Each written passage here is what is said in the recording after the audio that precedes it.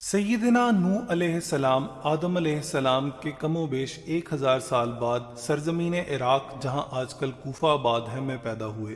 ان کی قوم بتوں اور شیطانوں کی پوجا کرتی تھی۔ اللہ تعالیٰ نے بندوں پر رحمت فرماتے ہوئے ان کی قوم میں سے ایک شخص نوح بن لامک کو رسول بنا کر بھیجا۔ وہ لوگ انہیں اچھی طرح سے جانتے تھے، ان کی دیانت و صداقت کے معترف تھے۔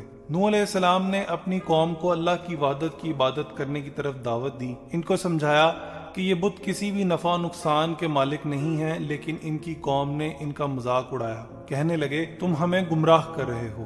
سیدنا نوح علیہ السلام نے ان سے کہا میں تمہیں گمراہ نہیں کر رہا بلکہ تمہیں حق کی طرف بلا رہا ہوں۔ مجھے تمہاری طرف اللہ کا رسول بنا کر بھیجا گیا ہے۔ قوم کے بڑے لوگوں نے ان پر یہ الزام لگایا کہ تم اس بہانے سردار بننا چاہتے ہو۔ سیدنا نوح علیہ السلام اپنی قوم کو مسلسل توحید کی دعوت دیتے رہے، مگر فقیر اور مسکین لوگوں کی تھوڑی بہت تعداد ہی ان کے ساتھ اس دعوت کو قبول کرنے میں شریک ہو سکی۔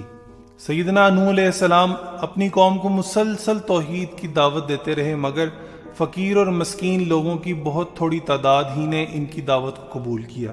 کافروں کے سردار سیدنا نوح علیہ السلام سے کہنے لگے ہم تم کو اپنے ہی جیسا ایک عام آدمی دیکھتے ہیں، ہم تمہیں جھوٹا سمجھتے ہیں، نیز ہم ان فقراء اور مساکین کے ساتھ نہیں بیٹھ سکتے، تم ان کو اپنے پاس سے ہٹا دو۔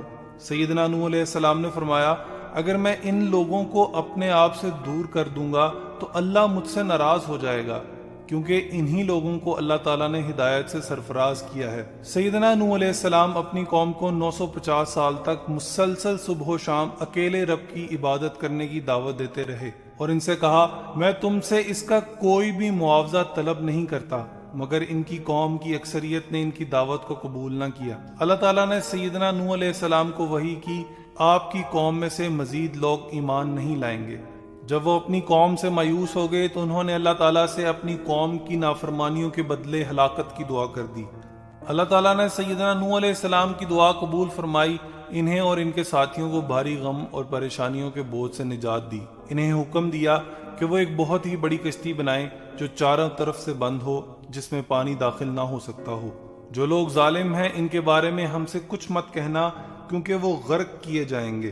چنانچہ سیدنا نوح علیہ السلام نے اپنے ساتھیوں کی مدد سے کشتی بنانا شروع کی۔ کافر لوگ ان کے پاس سے گزرتے تو ان کا مذاق اڑاتے اور کہتے نوح تم نے دعوت کا کام چھوڑ کر اب بڑھائی کا پیشہ اختیار کر لیا ہے۔ پھر کہتے نوح ایک ایسی جگہ کشتی بنا رہا ہے جہاں نہ تو دریا ہے نہ سمندر، ایسے آدمی کو ہم پاگل ہی سمجھیں گے۔ کچھ کہنے لگے نوح کیا اس مقام سے سمندر پھوٹے گا؟ پھر ان کی قوم کے کچھ سرکردہ لوگ کہنے لگے اگر تم دعوت دینے سے باز نہ آئے تو پتھروں سے ہلاک کر دیے جاؤ گے۔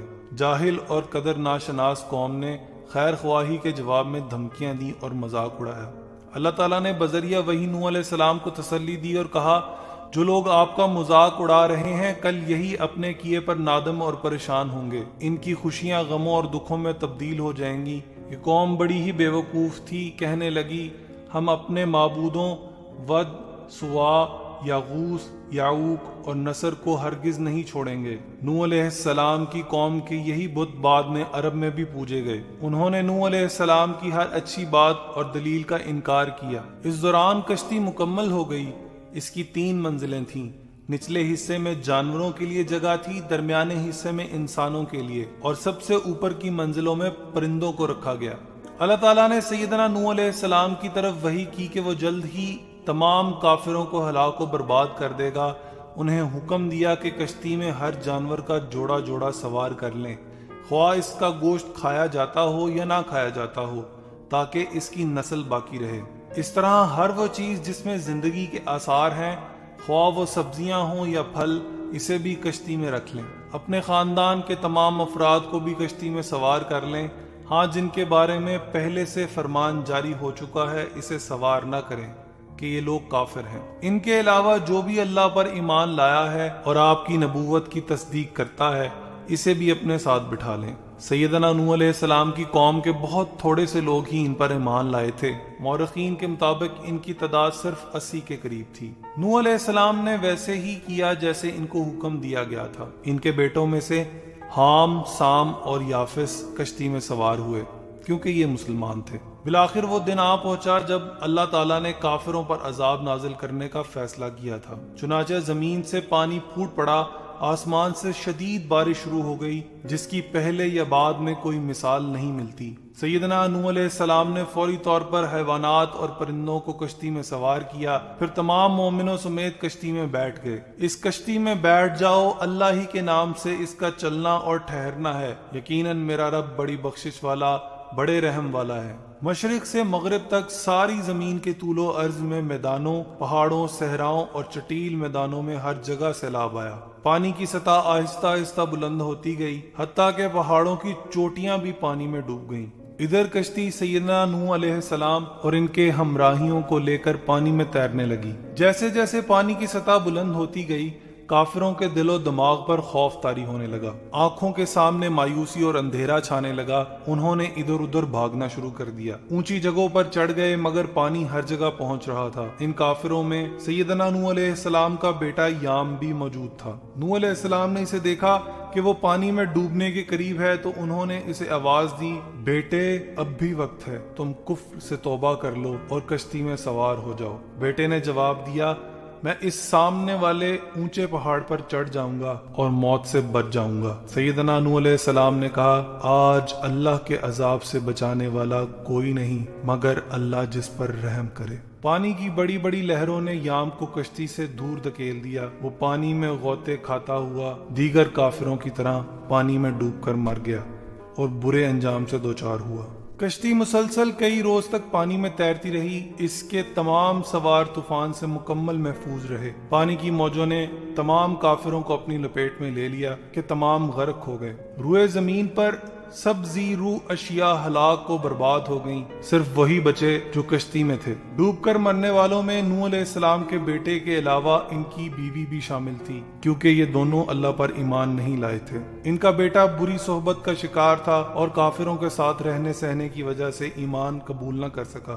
یہ بری صحبت اس کے لیے وبال ثابت ہوئی۔ اس کا انجام ذلت اور رسوائی کی صورت میں نکلا۔ نبی کا بیٹا ہونے کے باوجود اللہ کے عذاب سے نہ بچ سکا۔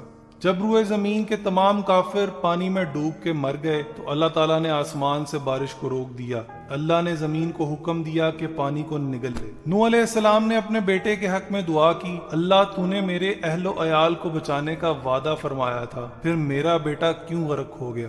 اللہ تعالیٰ نے فرمایا، وہ تیرے گھرانے کے افراد میں شامل نہیں تھا کیونکہ اس کے اعمال اچھے اور نیک نہ تھے، وہ ان لوگوں میں شامل نہیں تھا جن کی نجات کا وعدہ کیا گیا تھا۔ بالآخر کشتی ایک بڑے پہاڑ جودی پر آ کر رک گئی۔ نوح علیہ السلام نے کبوتر کو بھیجا کہ جا دیکھ کر آ پانی خشک ہو گیا ہے یا نہیں۔ کبوتر گیا اور واپسی پر زیتون کی ٹہنی ہمراہ لایا، اس کا مطلب تھا کہ پانی خشک ہو گیا ہے۔ چنانچہ سیدنا نوح علیہ السلام تمام مومنوں کے ساتھ کشتی سے صحیح سلامت نیچے اتر گئے۔ زمین پر چلنا پھرنا اور رہنا ممکن ہو گیا تھا۔ اللہ تعالیٰ نے فرمایا، آپ پر بھی برکت نازل ہوگی اور ان اقوام پر بھی جو آئندہ زمانے میں آپ کی نسل سے پیدا ہوں گی۔ جب زمین خشک ہو گئی تو طوفان سے نجات پانے والوں نے زمین میں کھیتی باڑی کا کام شروع کیا۔ اللہ تعالیٰ نے حسب وعدہ انہیں برکت فرمائی، وہ فصلیں اگاتے، باغات لگاتے اور ان کا پھل کھاتے۔ زمین پر گھنے جنگل اگ گئے، آہستہ آہستہ چرندوں پرندوں میں اضافہ ہوتا گیا۔ نوح علیہ السلام کے تینوں بیٹوں کی اولاد در اولاد ہوتی چلی گئی۔ انہوں نے دنیا میں مختلف مقامات پر بستیاں قائم کی۔